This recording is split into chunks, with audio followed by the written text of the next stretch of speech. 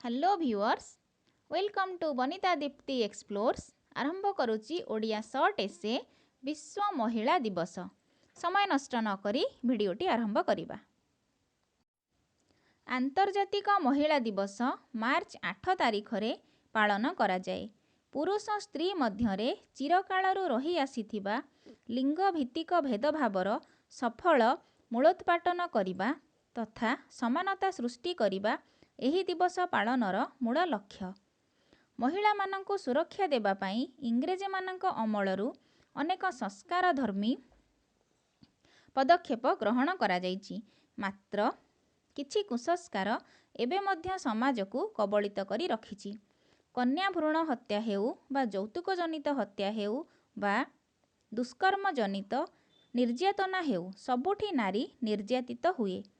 एही दिवसरे सेही सबु कलंकित अध्याय को दूरीकरण करी नारीर मर्यादा अधिकार को फेराइबा पई चेष्टा करिबा उचित।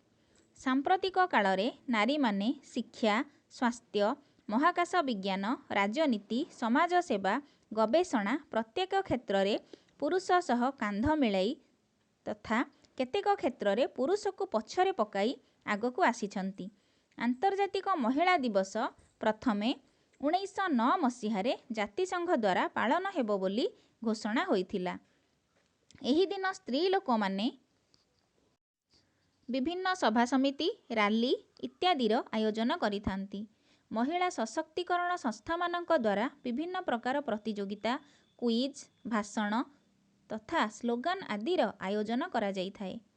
एही दिवसरे लोक माने सेमानक स्त्री को, मां को, भौणी को, सांग साथी को उपहार तथा पुष्पगुच्छ प्रदान करिथांती। किछि देशरे आंतर्जातिक महिला दिवस पालन समय बाईगणी रिबन पिंधि एही उत्सव पालन करिथांती। केतेक देशरे मध्य छुट्टी घोषणा होई थाए।